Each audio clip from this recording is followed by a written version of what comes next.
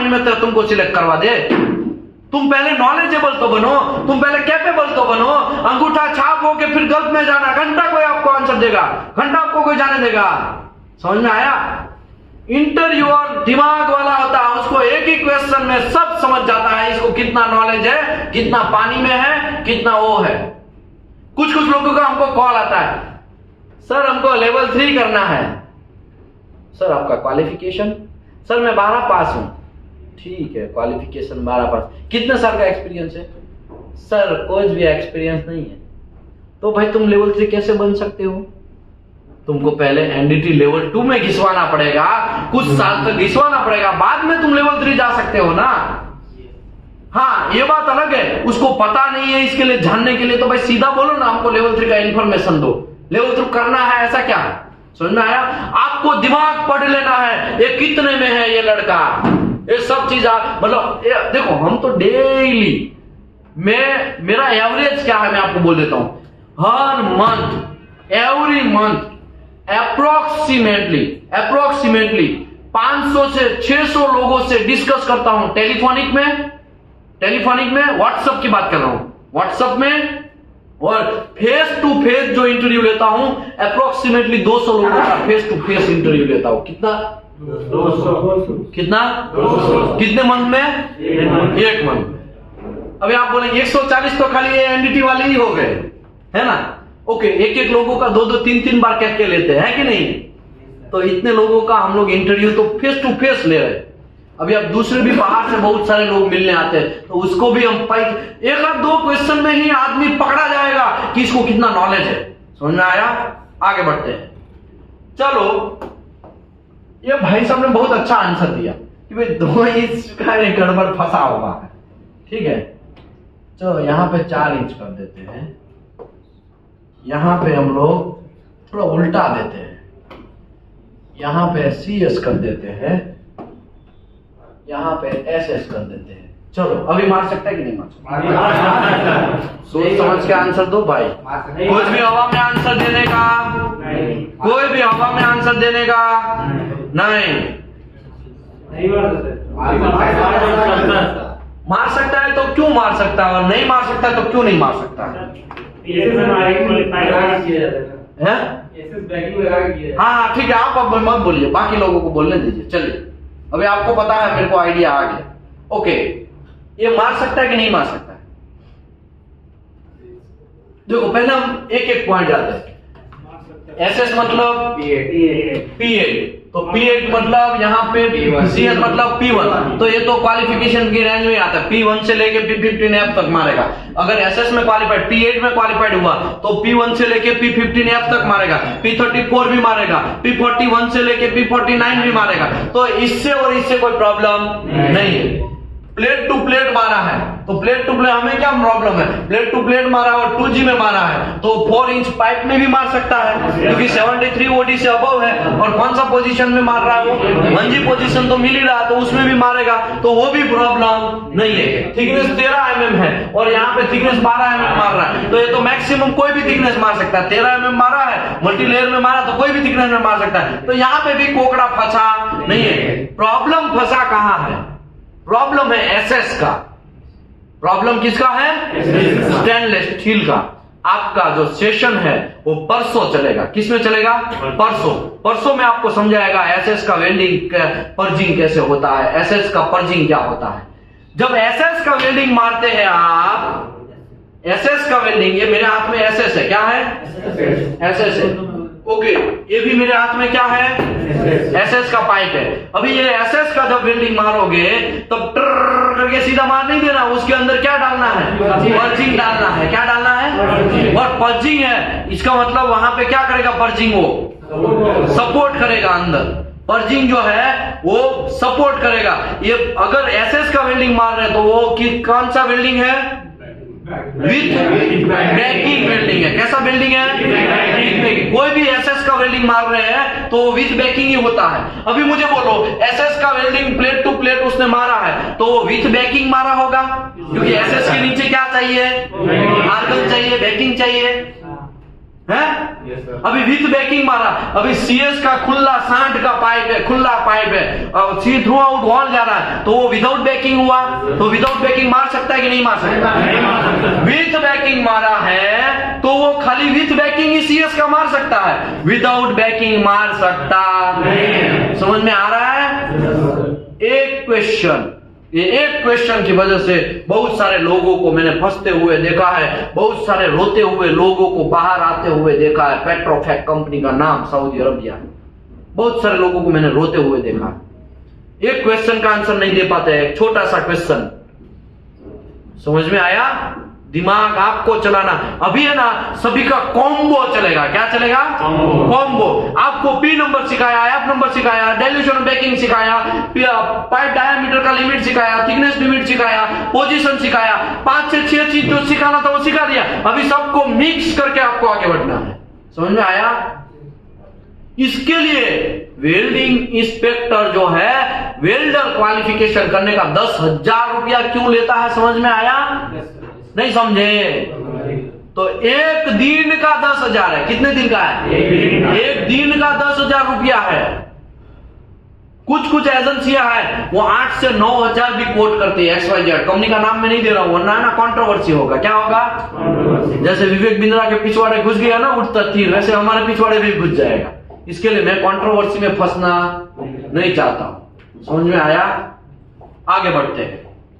Okay, अभी तक मैंने आपको जो भी सिखाया उसमें सबसे बड़ा चीज मैंने आपको अभी तक बोला नहीं है और वो अभी खुलासा करने जा रहा हूं। जब कोई भी वेल्डिंग मारते हो तब उसका आरटी करने के लिए हम लोग बोल रहे थे आरटी करने जाना है, उसका आरटी पास हो जाना चाहिए। ये अभी तक हम बात कर रहे थे ना। अभी ये जो आरटी होना है वो मिनिमम लेंथ 150 mm होना चाहिए। कितना mm होना चाहिए? 150 mm का लेंथ होना चाहिए। किसका? आरटी जॉइंट का। आरटी का लेंथ मतलब जॉइंट का कितना लेंथ होना चाहिए? कितना होना चाहिए? कितना mm? किसके लिए? वेल्डर क्वालिफिकेशन के लिए। किसके लिए? अभी मेरे हाथ में ये 4 इंच का पाइप है। कितने इंच का पाइप है? तो ये वेल्डिंग का लेंथ कितना हुआ? वेल्डिंग का लेंथ जितना होगा उतना ही आरटी होगा ना। तो 4 इंच का ओडी कितना हुआ? 4 इंच का ओडी कितना हुआ? 114.3। कितना हुआ? 114.3। ठीक है, ये उसका ओडी हुआ। क्या हुआ? अगर लेंथ चेक करना है तो उसको क्या करना पड़ेगा? 3.14 उसको पाई करना पड़ेगा। क्या करना पड़ेगा? तो 114.3 इंटू 3.14 ये कितना आया? 114.3 इंटू 3.14 358.90 mm का लेंथ आया। क्या आया? अगर आप ऐसे करके भी चेक करेंगे ना, ऐसे करके भी तो भी उतना ही होगा। समझ में आया? तो इसको बोलते हैं CF। क्या बोलते हैं? CF चेक करना है। क्या बोलते हैं? जितना CF होगा सभी लोग अपना मोबाइल निकालना है। सभी लोगों को अपना मोबाइल निकालना है, किसी को भी बख्शा नहीं जाएगा। हमको पता है बहुत सारे लोगों को लगा है कि वेस्ट करना है। ठीक है, हमको कोई प्रॉब्लम नहीं है, आपको प्रॉब्लम है तो ठीक है।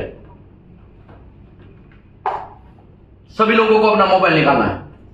अगर 4 इंच का पाइप में वेल्डिंग मरवाता हूं तो 150 mm हो जाएगा कि नहीं हो जाएगा? हो जाएगा ना। ये तो 150 क्या 350 से भी प्लस निकल गया।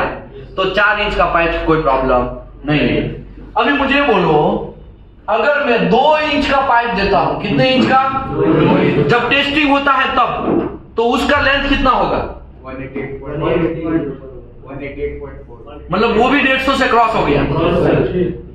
कितना करने का है? उसका ओडी कितना है? 60.3 इंटू 3.14 190 हो गया। राइट, मतलब उसका भी लेंथ क्रॉस हो गया, तो वो भी प्रॉब्लम नहीं है। अभी मैं दूसरा एक तुरंत का एक का निकालता हूं। 1 इंच का पाइप मैंने दिया है वेल्डर को। कितना इंच का पाइप दिया है? उसका ओडी कितना है? 33.4 इंटू 3.14 कितना होगा? 104। तो एक पाइप देगा तो उससे 150 mm क्वालिफिकेशन क्लियर होगा? क्यों नहीं होगा? 104 mm आता है। कितना लेंथ आता है? तो वो काम होगा? तो वो वेल्डर को क्वालिफाई माना नहीं जाएगा। तो क्या करने का? पाइप तो डायना चाहिए, तो उसको 2 पाइप देने का है। कितना देना है?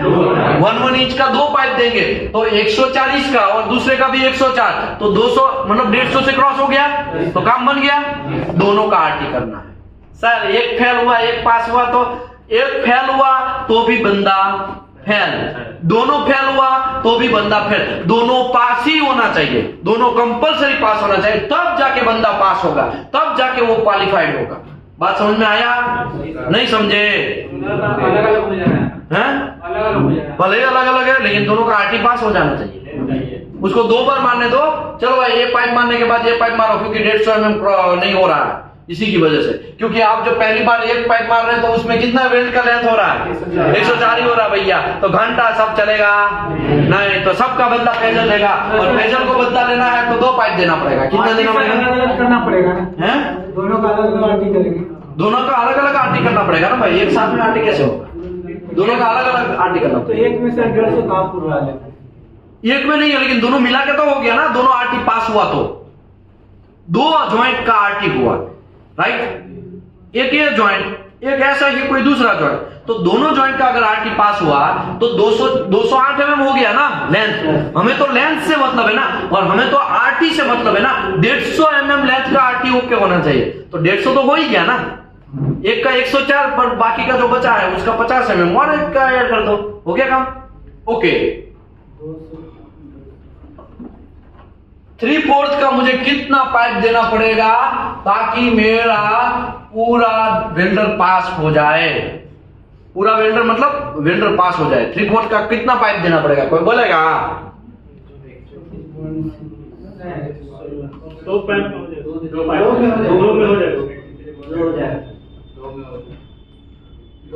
2 में कितना होगा? 167। शाबाश, 2 पाइप। 3/4 का कितना पाइप देना पड़ेगा? 2 पाइप। समझ में आया? ओके दूसरा एक तुरंत का एक का निकालते हैं। हाफ इंच का पाइप दे रहे हैं, चलो कितना पाइप देना पड़ेगा? 3 पाइप कितना देना पड़ेगा? तो 3 पाइप देना पड़ेगा। अगर हाफ इंच में वेल्डिंग मरवाना है आपको, क्योंकि ये सब कब जरूरत पड़ेगा भाई? आपके साइड पे है ना हाफ इंच के बहुत सारे जॉइंट पड़े होंगे और उसको मारने वाला कोई माइका लाल होगा नहीं, तब जाके किसी वेल्डर को आपको क्या करवाना पड़ेगा? पास करवाना पड़ेगा हाफ इंच में। हाफ इंच में पास करवाएंगे तभी वो हाफ इंच मार सकता है ना, वरना हाफ इंच मारेगा कौन? समझ में आया? ये एक स्किल है, वेल्डर का स्किल चेकिंग हो रहा है। क्या हो रहा है? वेल्डर का स्किल चेक हो रहा है। क्या हो रहा है? वेल्डर का स्किल चेक हो रहा है। अभी यहां पे मैं पाइप दे रहा हूं 3/4 इंच का 2 पाइप दे रहा हूं। कितना पाइप दे रहा हूं? तो ये क्वालिफाइड होगा कि नहीं होगा? कोई बोलेगा? 3/4 का कितना पाइप लगेगा? 3/4 का कितना पाइप लगेगा? कितने बोला? 2 लगेगा भाई। 33 ओडी होता है उसका, सबका बदला लेंगे। 2 ही लगेगा, 2 लगेगा, 26 तो वही 2 लगेगा ना, 26.7 ऐसा कुछ होगा ना। देख लेते हैं इसमें क्या है। 3/4 का मतलब ये हो गया 26.7 हो गया। हाफ इंच के 3 पाइप लगेंगे। कितने पाइप लगेंगे? हाफ इंच के 3 पाइप लगेंगे। समझ में आया? अभी हम 2 मिनट रेस्ट मार रहे हैं और 2 मिनट के बाद प्रोसीड्यूर फॉर वेल्डर क्वालिफिकेशन, अभी हम प्रोसीजर स्टार्ट करेंगे। ओके अभी देखिए प्रोसीड्यूर फॉर वेल्डर क्वालिफिकेशन अभी हम लोग स्टार्ट कर रहे हैं। अभी तक हमने जो किया ना वो वर्बल डिस्कशन था, रूल्स क्या है वो सब चीज डिस्कस किया। अभी हम आगे बढ़ते हैं। Welding procedure qualification test shall be accordance with ASME section 9।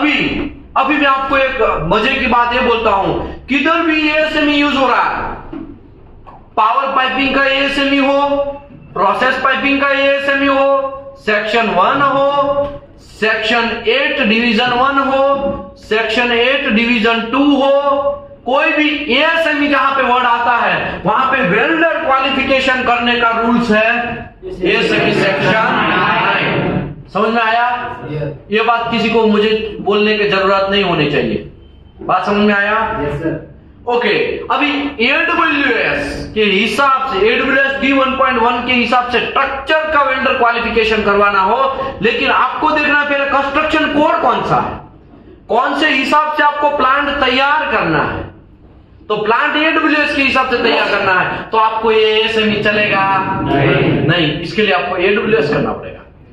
Plant आपका एपीआई के हिसाब से है तो आपको एएसएमई चलेगा नहीं। समझ में आ रहा है मैं क्या बोलना चाह रहा हूं? ये जो एएसएमई मैं समझाने जा रहा हूं वो ओनली एंड ओनली एएसएमई जहां पे यूज हो रहा है उसी के बारे में डिस्कशन है। समझ में आया कि नहीं आया? आगे बढ़ते हैं। All vendors shall be sufficiently give training।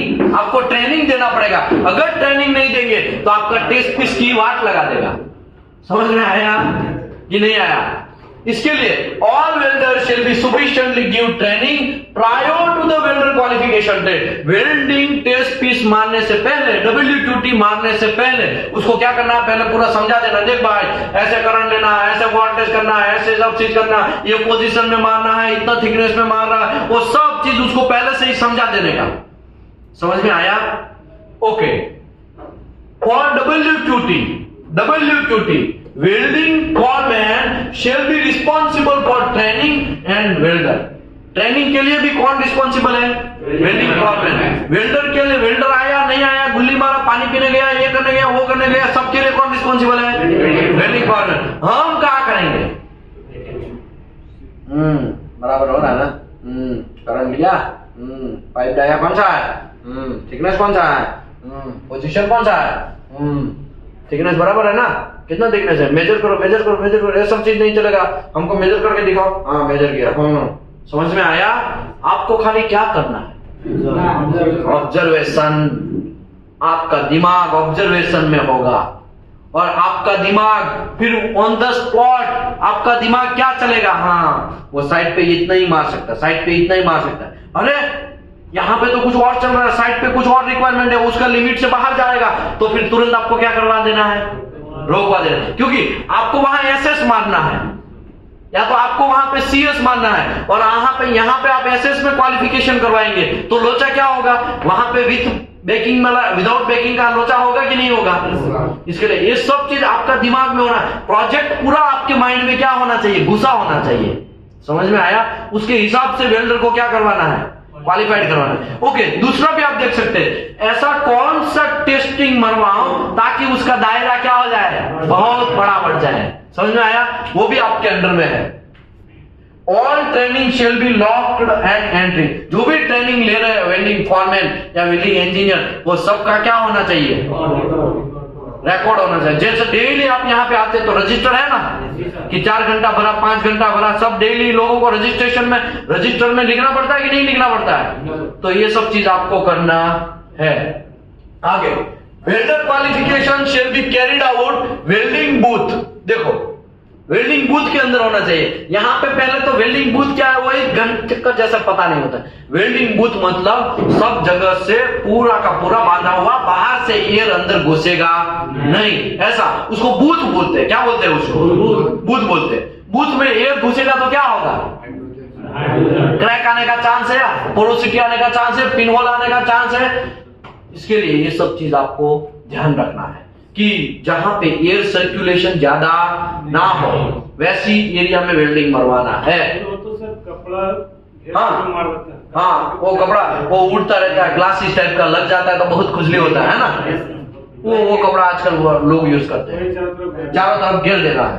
ठीक है। एंड जो एरिया में काम करना है वो कैसा होना चाहिए, क्लीन होना चाहिए। And proper wind protection, wind protection से मतलब कपड़े से पूरा ढकना चाहिए, है ना।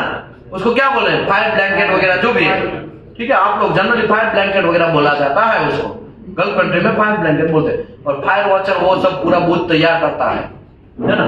इंडिया में तो सब लोल वाला ईच बूथ शेल है सफिशिएंट स्पेस, इसके अंदर घूमने का ऐसा थोड़ा जगह होना चाहिए। ऐसा ना हो कि पिछवाड़ा वहां पे बार बार वो फायर ब्लैंकेट टच हो जा रहा है, तो इसका मतलब क्या हुआ कि वेल्डर को स्कोप नहीं मिलेगा अच्छा वेल्डिंग मारने का, समझ में आया ना। तो अंदर फ्रीली घूम रहना चाहिए, वैसा होना चाहिए। ईच बूथ शेल है सफिशिएंट स्पेस, क्या होना चाहिए, सफिशिएंट स्पेस होना चाहिए। एग्जॉस्ट सिस्टम, अंदर ऐसा ना हो कि सफोकेशन हो जाए। इतना फुल टाइट कर दोगे, वैक्यूम पैक कर दोगे तो बेचारा सांस कहां लेगा और कहां से निकालेगा, समझ में आया। इसके लिए थोड़ा ये सब चीज देख लेने का। एंड प्रॉपर लाइटिंग होना चाहिए, कुछ दिख ही नहीं रहा और किधर किधर भी वेल्डिंग मार देगा तो थोड़ी चलेगा, बॉल स्पिन हो जाएगा, समझे, मतलब वेल्डिंग स्पिन हो जाएगा, ये सब चीज भी चलेगा नहीं। Position and diameter limit already हमने डिस्कस किया, पोजीशन डिस्कस किया, डायमीटर डिस्कस किया। तो ये खाली ये लाइन समझाने के लिए हमने कितना टिका भिंजन किया, समझ में आया। ओके, आगे qualified WPS shall be displayed in welding booth, welding booth के बाहर WPS आपको लटकाना है। लेकिन इंडिया में ये सब सिस्टम नहीं है, इंडिया में ये सब सिस्टम नहीं है। गल्फ कंट्री में तो कंपल्सरी वेल्डर को बाहर क्या लटकाना है, WPS। कितने लोग गल्फ रिटर्नर है? पहली बार ऐसा लग रहा है ये बैच में कोई भी गल्फ रिटर्नर नहीं है का? हाँ आप है ना, है कि नहीं?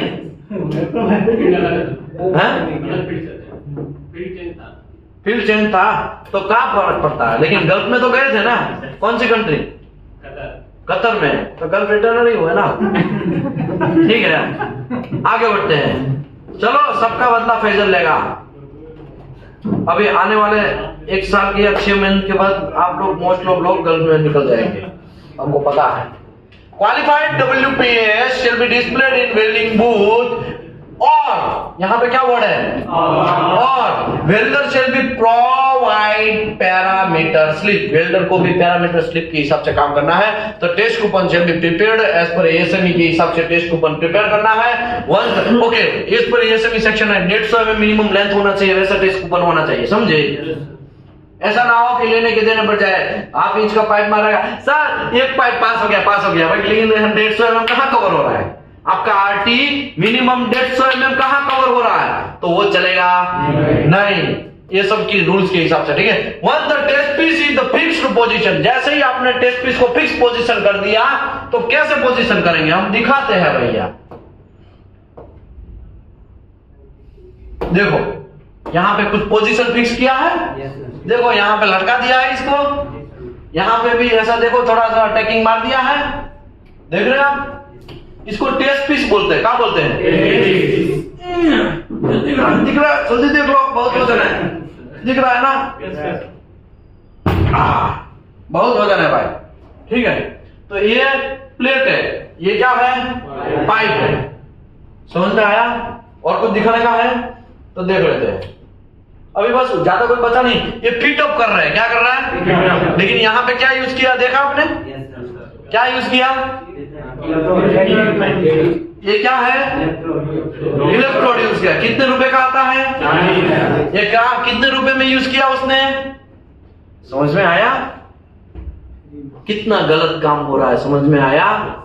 इलेक्ट्रोड को क्या करते हैं, ऐसे ऐसे झाड़ देते हैं, क्या करते हैं, फ्लक्स निकाल देता है, फिर ऐसे को बैंड करके इसके अंदर पिछवाड़े घुसाते हैं। इसका 3 डाया का इलेक्ट्रोड होता है ना, तो इसको गैप कितना रखना है, 3 mm रखना है, तो पता तो रहता नहीं, तो इसको इलेक्ट्रोड को झाड़ के बैंड करके उसमें घुसट देते हैं। तो ये सब चीज गलत प्रैक्टिस है, ये गलत प्रैक्टिस है, समझ में आया ना कहना मैं क्या चाहता हूं। पर भी कोई बात नहीं, अब कहाँ करेंगे भैया, लोग लगा रहे हैं तो हम का घंटा कुछ उखाड़ेंगे। ये भी साइट है, ले ये तो बंद हो गया, अभी रुको,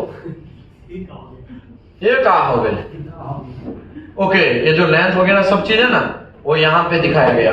अगर फिलेट जॉइंट का भी मानना है ना, तो फिलेट जॉइंट का भी लेंथ कितना होना चाहिए, तो इसकी बात चल रही है, देखो जोर से, इसकी बात चल रही है। फिलेट जॉइंट में क्वालिफाइड, ये तो बट जॉइंट का बात था, अभी फिलेट जॉइंट का भी क्वालिफिकेशन करना है, तो उसका 150 और इसका लेंथ कितना होना चाहिए 75 mm। यहां से स्टार्ट और एंड पॉइंट, यहां से वेल्डिंग स्टार्ट करो, यहां से वेल्डिंग स्टार्ट करो, यहां से खत्म करो। ये जो है नीचे का प्लेट है वो कितना mm विड्थ वाला होना चाहिए, ये 100 mm का होना चाहिए। कितने का होना चाहिए, ये सब चीज है, लेकिन फिर भी कोई बात नहीं, यहाँ पे सब दिया गया है। इसका लेंथ कितना होना चाहिए, कोई बोलेगा? Minimum 150 mm। इसका bend test, root bend test या फेस बैंड टेस्ट वगैरह कटने जाएगा तो यहाँ बीच में से काटने का, ये आगे वाला एरिया स्क्रैप, पीछे वाला एरिया भी स्क्रैप, ऐसा कर सकते हैं, वरना रखना है तो रख सकते हैं, ठीक है। ऐसे बहुत सारा चीज है, अभी टाइम मिलेगा थोड़ा बहुत तो अभी हम समझाएंगे। अभी एक पेज और समझा लेते हैं, ठीक है। ये समझा लिया ना, एज पर अप्रूव्ड नहीं, ये कहां सिखाया? हाँ, रिस्पॉन्सिबिलिटी सब समझ लिया था, राइट? रिस्पॉन्सिबिलिटी समझ लिया था ना, प्रोसीजर में ये भी समझ लिया, यहाँ पे ये भी समझ लिया। Welder identification number all time punch मारना है, वरना मुत्तु स्वामी बोलेगा ये तो मेरा टेस्ट पीस है और पास हो जाएगा। एक्चुअली वो अन्ना स्वामी का था, ऐसा हो सकता है कि नहीं हो सकता? अली बाबा होने का बहुत सारा चांस है। इसके लिए जैसे ही वेल्डिंग स्टार्ट किया तुरंत क्या कर देना है, पंचिंग मार देना है, ठीक है, स्टैम्प या पंच वगैरह मार देना है। वेल्डिंग इंजीनियर या QC engineer shall monitor the test, उसको पूरा का पूरा वहां प्रेजेंट रहना है, वरना अली बाबा होने में टाइम लगेगा नहीं। इसके लिए उसको क्या करना है, पूरा फोकस करना है। 10,000 रुपया यूं ही आपको अंदर बचेगा नहीं, वरना समझ में आया ना, वो पैसा बचेगा नहीं, इसके लिए प्रेजेंट रहना है। Prior to the test welder qualification test coupon welder performance qualification is record, आपको रिकॉर्ड करना है। विंड स्पीड भी आपको देखना है, जब टेस्टिंग करते हैं ना तो विंड स्पीड देखना है। एक्सेप्टेंस क्राइटेरिया, एक्सेप्ट क्या करेंगे, तो भाई देखो आप विजुअली पहले देख लो, वेल्डर ने बराबर मारा है, रिपल बराबर है, तो वेल बीट बराबर किया है, सरफेस पोरोसिटी है, क्रैक्स वगैरह नहीं होना चाहिए, ये सब चीज होना नहीं चाहिए। देखो फ्यूजन आया है, तुरंत उसको आरटी में ही नहीं जाने देना है, पहले ही आपको यहाँ पे क्या कर लेना है, रिवर्ट दे देना है। रिवर्ट तो नहीं बोलेंगे, उसको रिजेक्ट कर देना है, बिल्डर को क्या करना है। समझ में आ रहा है ना मैं क्या बोलना चाहता हूं? समझ लो, क्रैक आया तो आप वो वेल्डर को आरटी में जाने देंगे, एक तो आरटी का 2-3 हजार 4,000 रुपया लग जाएगा, तो आप आरटी उसको करने जाने देंगे वो जॉइंट को? विजुअली दिख रहा है तो ये किसका रिस्पॉन्सिबिलिटी है, किसका? मेरा रिस्पॉन्सिबिलिटी, तो क्यूसी इंस्पेक्टर या तो वेल्डिंग इंस्पेक्टर का रिस्पॉन्सिबिलिटी है।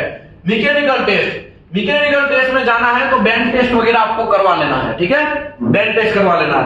Radiography test, whichever the radiography test is required, the technique started and closed code and standard के हिसाब से, एक्सेप्टेंस स्टैंडर्ड जो है वो ASME सेक्शन 9 के हिसाब से रेडियोग्राफी भी करवाना है। रीटेस्ट, वेल्डर एक बार क्वालिफाइड हो गया, साइड पे चला गया तो क्या करने का, तो अगर आपको ऐसा लग रहा है कि ये वेल्डर का बहुत रिपेयर लाने लगा है, तो आपको उसके ऊपर डाउट हुआ, आपको उसकी स्किल के ऊपर कुछ संदेह हुआ, तो आप उसको बुला के उसको रिवॉक कर सकते हैं। क्या कर सकते हैं? ये किसका अथॉरिटी है? आपके पास अथॉरिटी है। ये किसके पास? मेरे पास नहीं है, आपके पास है, ये आपके पास अथॉरिटी है। समझ में आया? दूसरी बात समझ लो, वेल्डर ने 6 मंथ कंटिन्यूअसली एक भी आरटी जॉइंट मारा नहीं है, तो वो वेल्डर को वापस टेस्टिंग करवाना पड़ेगा। समझ में आया? नहीं आया? समझाता हूं कि पढ़ के समझाऊं? पढ़ के समझाऊं या ऐसे ही समझा दूं? आप लोग रेडी हैं, मैं तो रेडी हूं, मुझे तो बदियाना है, टाइम ही निकालना है 4 घंटा, समझे? बात करते हैं। देखो समझ लो, सऊदी अरबिया में मैं काम कर रहा हूं, कोई एक वेल्डर को मैंने पास किया, 4 महीना हुआ उसका। कितना महीना हुआ? 4 महीने के बाद मेरा वाइफ में प्रॉब्लम हो गया, ऐसा करके घर आ गया। 6-7 महीना वो घर पे रहा। कितना महीना? 7 महीने का लंबा छुट्टी मिला उसको, और कंपनी ने दे भी दिया, कुछ स्पेसिफिक रीजन था इसके लिए। फिर वो 7 महीने के बाद रिटर्न आया, तो वो वेल्डर को आपको वापस क्वालिफाइड करना पड़ेगा कि नहीं करना पड़ेगा? उसको वापस टेस्ट करना पड़ेगा। 6 महीना बीत चुका है। क्या हो गया है? 6 महीना बीत चुका है। इसका मतलब ये हुआ, हर 6 महीने में वेल्डर को क्या करना है? ओके, अभी समझ लो कोई वेल्डर वहां काम कर रहा है, अभी एक बार टेस्ट मारेगा, 150 वेल्डर है, हर टेस्ट 6-6 महीने मारेगा, तो 50,000 तो लग जाएंगे, है कि नहीं? समझने वाले समझ गए क्या बोलना चाहते थे हम, है ना? लग जाएंगे ना, कि नहीं लगे? तो इसके लिए रूल्स क्या है? रूल्स ऐसा है भाई, जो बंदा कंटिन्यूअस काम कर रहा है उसको आपको टेंशन लेने की जरूरत नहीं है, उसका लास्ट आरटी का ज्वाइंट जो है वो आपको देख लेना, एक्सेप्ट है तो वो आरटी के ज्वाइंट के बाद का जो है वापस 6 महीना क्या हो जाएगा? एक्सटेंड हो जाएगा। क्या हो जाएगा? क्या हो जाएगा? फिर से समझाता हूं, समझ लो एक बंदे ने जनवरी में टेस्ट पास हुआ, आपने पास किया, साइट पे भी काम चल रहा है, जनवरी, फरवरी, मार्च, अप्रैल, मई, जून, जुलाई, अगस्त, सितंबर में आप उसका देख रहे हो, अरे इसका तो 9 महीना हो गया, तो 9 महीना हो गया है, वो चलेगा? आपको उसका 6 महीने के अंदर ही देख लेना है, मतलब जनवरी, फरवरी, मार्च, अप्रैल, मई, जून महीने में ही आपका उसका फाइल ढूंढना है, खगालना है। कहां गया? पुलिस वाला होता है ना, वो बहुत सारा ऊपर फाइल वैसा ठप करके निकालता है ना, वैसे आपको भी क्या करना है? निकालना है उसका फाइल। मुत्तु स्वामी 6 महीना हो गया है, कौन है? वेल्डर नंबर क्या है? W80, लास्ट में W80 ने कब ज्वाइंट मारा? अरे उसने परसों ही मारा है, चलो भाई फटाक से प्रिंट मारने का वो आरटी का ज्वाइंट का आरटी रिपोर्ट लगा के वो फाइल के अंदर क्या लगा देना है? वो लगा देना, और एक पेपर रीक्वालिफिकेशन, रीसर्टिफिकेशन ऐसा करके वापस उसका 6 महीने और क्या हो जाएगा? उसका एक्सटेंड हो जाएगा। फिर वापस फाइल को कहां घुसेड़ देना है? जहां था वहां पे। फिर आपको ये सब चीज एक एक्सेल शीट में मेंटेन करना है कि इसका मैंने किया, इसका भी, वरना ऐसे तो हजारों फाइल होगी, आपका लग जाएगा। समझ में आया? ये सब चीज आपको देखना है। 6 महीने के अंदर उसको क्या करना है?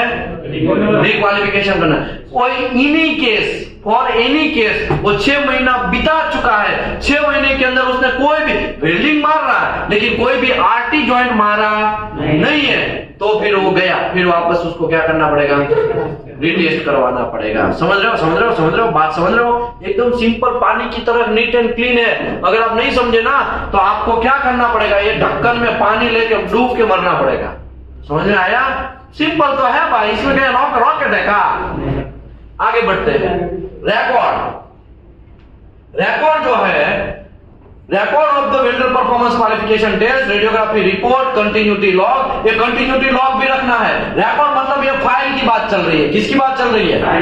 फाइल की बात चल, जो धुआं खा रही है ना, मिट्टी खा रही है ना, वो फाइल के अंदर कौन सा होना चाहिए? Record of welder performance test. जो वेल्डर परफॉर्मेंस टेस्ट जिस दिन मारा उसका रिकॉर्ड रखना है। उसने उस दिन आरटी पास हुआ होगा वो रखना है। वेल्डर कंटिन्यूटी लॉग रखना है कि हाँ 6-6 महीने का एक एक्सेल शीट वहां ऊपर रख देने का है। उसमें क्या करना है? सब चीज लिखते जाना है कि हाँ 6 महीना एक्सटेंड करना होना, लॉग भी रखना चाहिए। वेल्डर परफॉर्मेंस कार्ड भी होना चाहिए, कार्ड का एक जेरॉक्स यहाँ पे लगा देना है। वैसे करके फाइल तैयार होगी, वो फाइल आपको रखना है। इसी को बोलते हैं वेल्डर क्वालिफिकेशन। क्या बोलते हैं? Welder qualification. अभी देखो ये बात समझ लिया, ये बात समझ लिया। ये GTAW के लिए, किसके लिए है? GTAW। दोनों में मोस्टली सेम ही है, ज्यादा कोई फर्क नहीं है। ये जो है देखो, ये जो है अलग अलग मटेरियल के अलग अलग प्रोसेस के लिए है। SMAW, SAW, GMAW, GTAW, PAW, LBAW। Okay, एक क्वेश्चन मैं और पूछता हूं, अगर यहाँ पे आता है तो। ये भी समझ लिया ना? ये क्या है? कितना साइड बेंड है? अगर 10 mm से कम थिकनेस का मटेरियल है तो उसमें एक फेस बेंड लेना है, एक रूट बेंड लेना है। अगर 10 से 19 mm थिकनेस का मटेरियल है तो आपको क्या करना है? 2 साइड बेंड लेना है, ठीक है? अगर 19 mm से अबव है तो 2 साइड बेंड लेना है। वो बेंड कितना करना है वो है, ठीक है? ओके, ये भी हमने समझ लिया पूरा, राइट? ये अभी यहां पे ये मार सकता है कि नहीं मार सकता है? ये मुझे बोलो। 3/4 का 2 पीस मारा उसने पाइप के अंदर 2G पोजीशन में, ये SS मारा, यहां पे भी SS। ये मार सकता है कि नहीं मार सकता? मार सकता है। यहां पे मैं ऐसा कर दूं तो GTAW, यहां पे SMAW कर दूं तो मार सकता है कि नहीं मार सकता है? GTAW में क्वालिफाइड हुआ तो ये मार सकता है कि नहीं मार सकता? सटासट आंसर दो। घंटा मार सकता है। SMAW का एफ नंबर क्या हो? GTAW का एफ नंबर क्या है? GTAW का एफ नंबर 6 है। SMAW का एफ नंबर 5 है कि 4 है? 4 है। कैसे मार सकता है? F6 में क्वालिफाइड हुआ बंदा F4 मार सकता है। तो कहा है आपने हाँ बोल दिया। फिलर नंबर चेंज हो जाएगा ना। सिखाया कि नहीं सिखाया?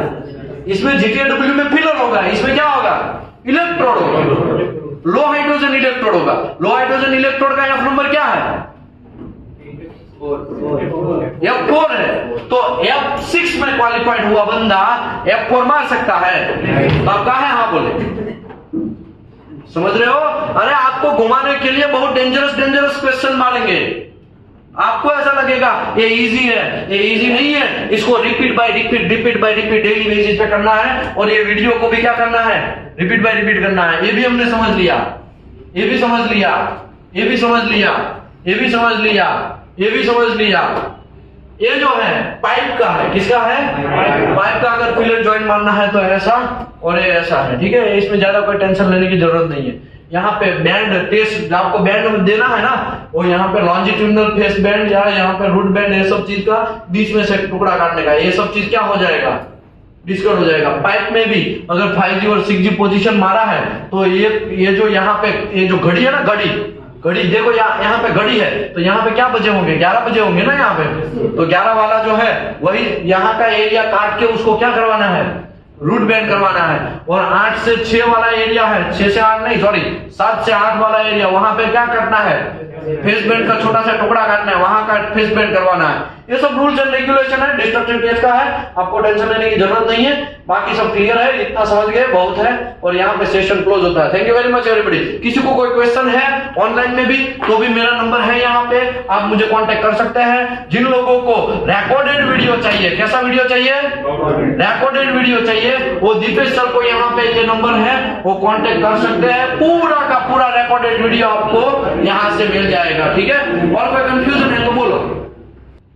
देखो अभी फिलर वेल का अभी इनका क्वेश्चन है सर का। क्या नाम है सर आपका? दीपक भाई। दीपक भाई का नाम ऐसा है कि फिलर वेल समझा दो पोजीशन।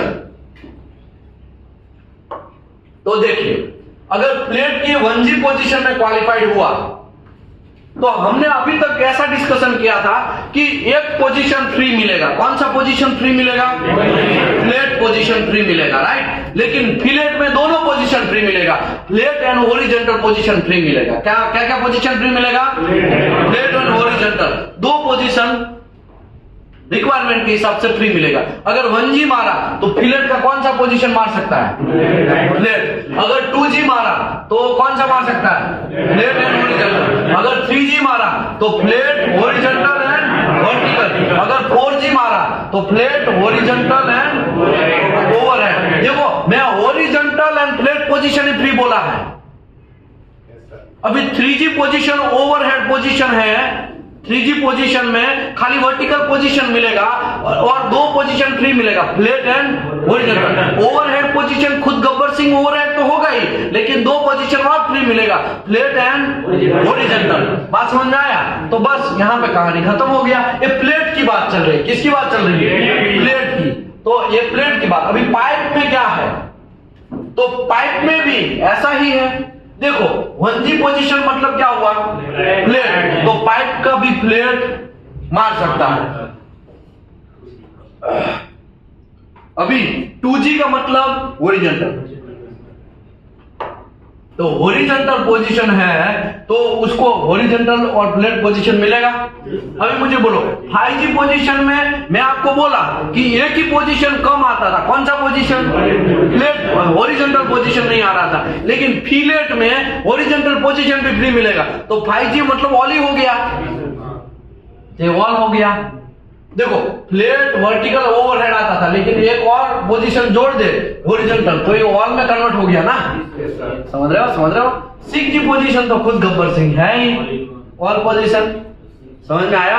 तो फ्लैट पोजीशन में नया कुछ नहीं, आपको खाली क्या याद रखना है? फ्लैट एंड हॉरिजॉन्टल दोनों पोजीशन फ्री मिलेगा। समझ रहे हो? समझ रहे हो? समझ रहे हो? क्या स्पेशल पोजीशन। हाँ वो सब छोड़ो, स्पेशल पोजीशन अभी तक तो उसमें कोई इंपॉर्टेंस नहीं है ज्यादा।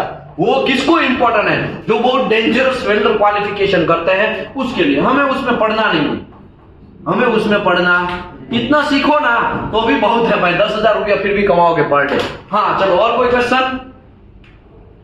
और कोई क्वेश्चन? जब कहते हैं किसी वेल्डर का अगर वेल्डिंग नहीं समझ आ रहा है, कोई नहीं कर सकता है, तो उसको निकाल सकते हैं। हाँ उसके लिए ऊपर उसका प्रूफ भी तो देना होगा। हाँ, तो प्रूफ देना पड़ेगा ना। प्रूफ क्या देना पड़ेगा मैं बोलता हूं। समझ लो वो वेल्डिंग मार रहा है, आपको उसके ऊपर बहुत गुस्सा आया है, ऐसा हो सकता है कि नहीं हो सकता? वेल्डिंग ऐसा होगा ना। और आपको गुस्सा आया लेकिन आप यूं ही तो उसको निकाल नहीं सकते, खुन्नस तो निकाल नहीं सकते हैं। इसको तो गर्म होने देना, लोहा को क्या होने देने का?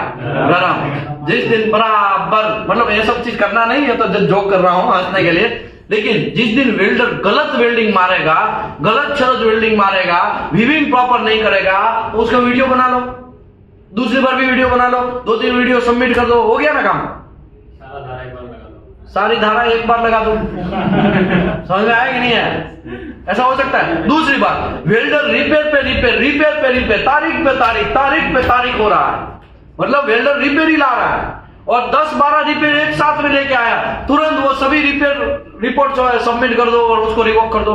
एज पर एनसीआर भी जनरेट करो, as per this report number this, report number this and report number this, we are continuously check that you are continuously last 2 weekly continuously repair is coming, so हम लोग angry हो गए, हम आपको छोड़ेंगे नहीं, दबाव के कह के लेंगे, ऐसा करके निकाल दो उसको।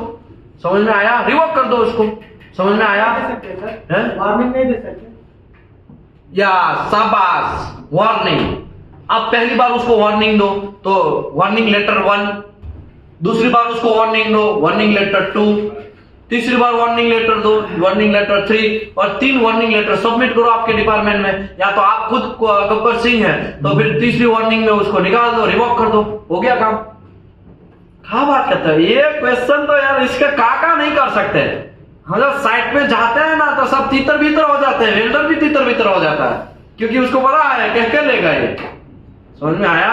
तो ये नया कोई रॉकेट नहीं है, एकदम सिंपल तरीका है। डिसाइड आपको करना है कि कैसे वेल्डर को क्वालिफाई करना है। 1 मिनट 2 मिनट सब लोग बैठिएगा, एक अनाउंसमेंट करना है।